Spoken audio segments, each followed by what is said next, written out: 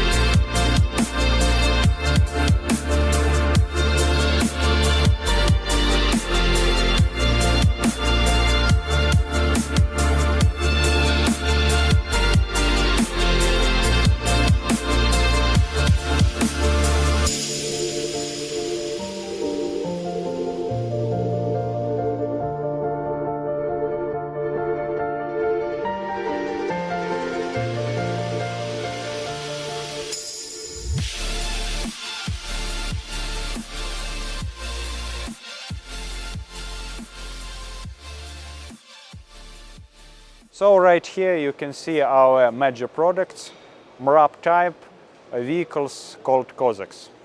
This one is our flagman called Cozak 2. It is a classical MRAP vehicle that is made on the chassis of Iveco Eurocargo 4x4.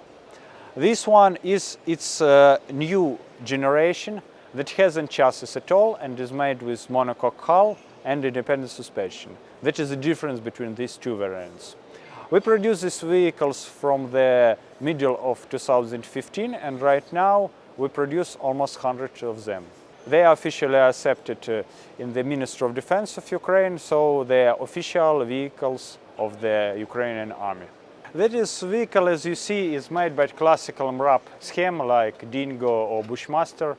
So the tall vehicle with the high blast protection that is made by the height of vehicle, the special anti-mine seats.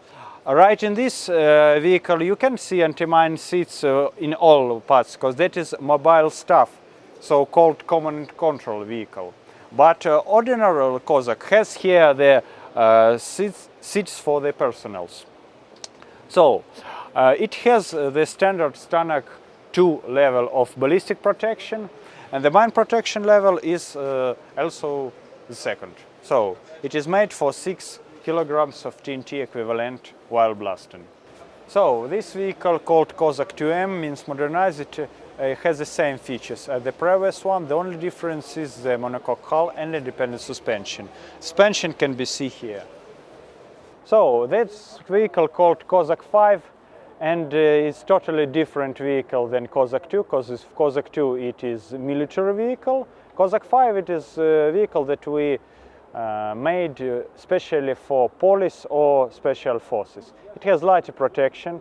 It is only for 5 persons, and of course it have a lot of systems that are not in military vehicles, and some systems they haven't. So that is just vehicle of different purpose. Here as a base we use the chassis of Ford 5509. So difference in system is usually difference in detail. For example, here is much simpler ventilation device. If the vehicles of military purpose have ventilation device with nuclear, biological and chemical filter, here is only chemical filter. Also, it is not made for such extremely high and extremely low temperatures. So this is just more simple vehicle. It is a better way to describe it.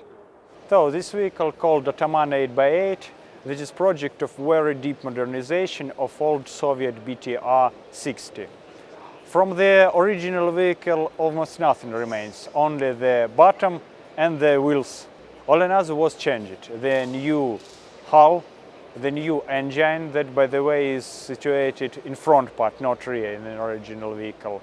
Also the vehicle is equipped with a lot of new equipment that wasn't on the previous vehicle. The complete climatic system, the new electric system, and of course weapon station, as you see here. A weapon station called Sturm. The weapon station is made by the Kiev tank plant. That's why this vehicle called the joint project. We make vehicle, they make weapon station. The engine that we use usually is Deutz, but also we are thinking about using of FTP or Iveco engine.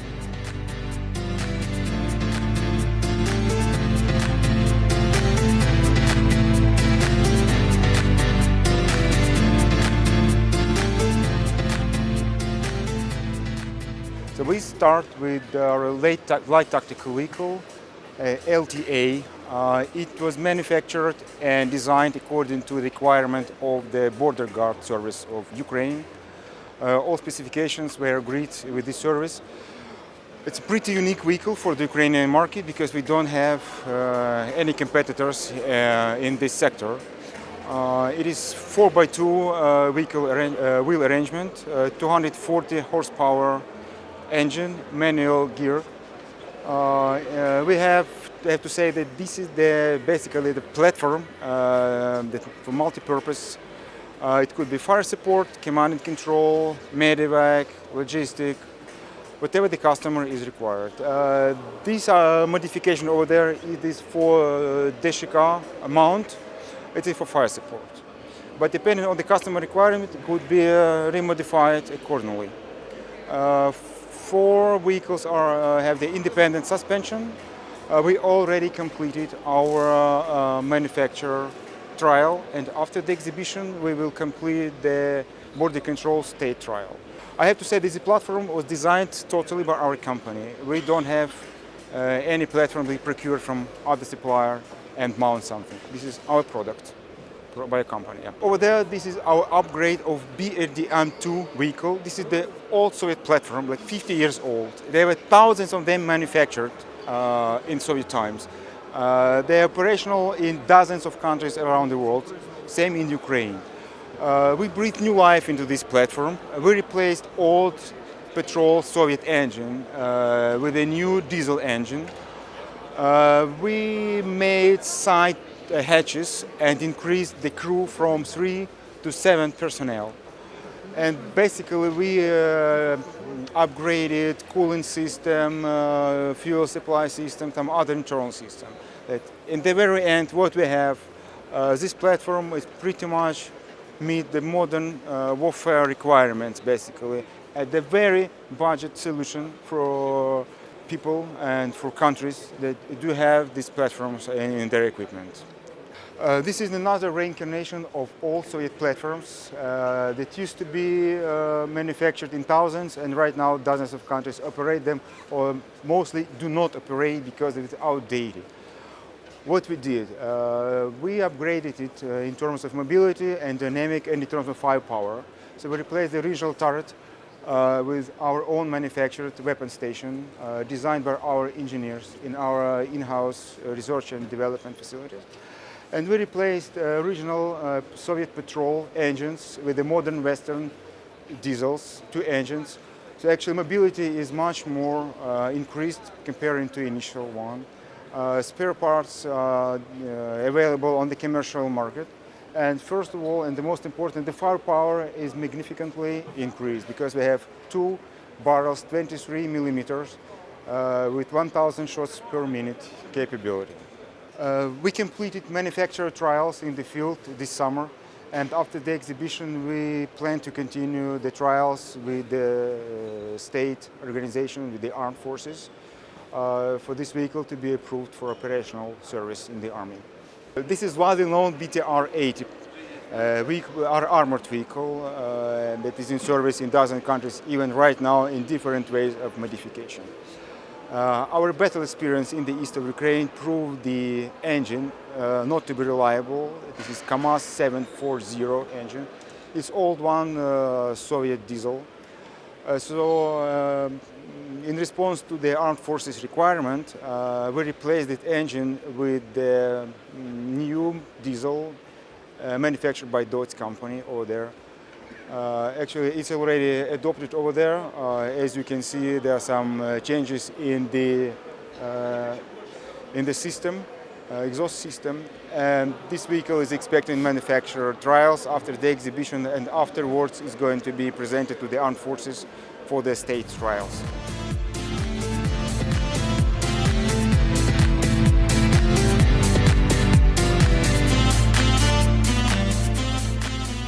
We have unique tactical complex for machine gunners. It has up to 700 rounds in the backpack with the flexible chute to the machine gun FN Minimi and its modifications, and PKM and its modifications, 5.56 caliber or 7.62. This type of the package gives for machine gunner a lot of variants how to move with bullets, with rounds, because of the standard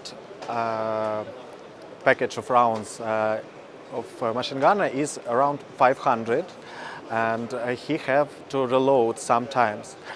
This system doesn't need the reloading of machine gun, so if it's special forces, two machine gunners with such devices can give the team opportunity to go back. This is the first plastic links for machine guns in the world. It is tested in Ukrainian warfare for 2 years. We had a lot of tests, and it's the first one which passed it.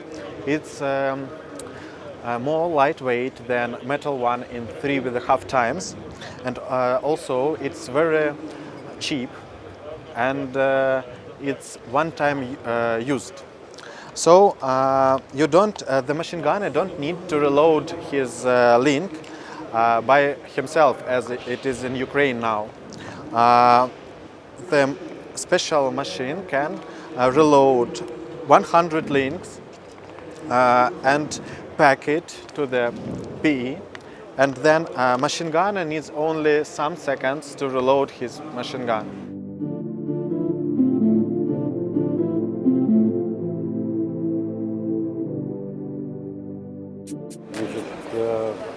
Акционерное товариство CheZaRa разработало разведно-ударный комплекс «Сокол». Public joint stock company have developed Reconnaissance and Strike system Sokol. The Reconnaissance and Strike system consists of one reconnaissance vehicle and 3 strike vehicles. So the current reconnaissance part consists of antenna. Then it also consists of a control station, 2 panels, operator panels for operator of the UAV and for the analytic. So the reconnaissance vehicle includes 3 reconnaissance UAVs. The strike part consists of a control system, strike UAVs, and each strike vehicle contains 20 strike UAVs and 40 ammunition of different type. So when the troops have some task to do, some mission to perform, they just choose the appropriate weapon to perform this mission. The warheads with which the UAVs are equipped can be of high explosive, then it can be also be cumulative and thermobaric. So the public joint stock company CheZaRa developed the idea of Sokol complex, and with the help of Practika vehicles and also with the help of Polish company VB Electronics, who supplies control stations, UAVs and radio equipment. So we, in cooperation, developed this product. So the public joint stock company CheZaRa have produced weapon stations. We have concluded a license agreement with the Polish company. So the production of reconnaissance and strike UAVs is performed on the public joint stock company CheZaRa at the premises of our company, according to the technical documentation we receive from the Polish company.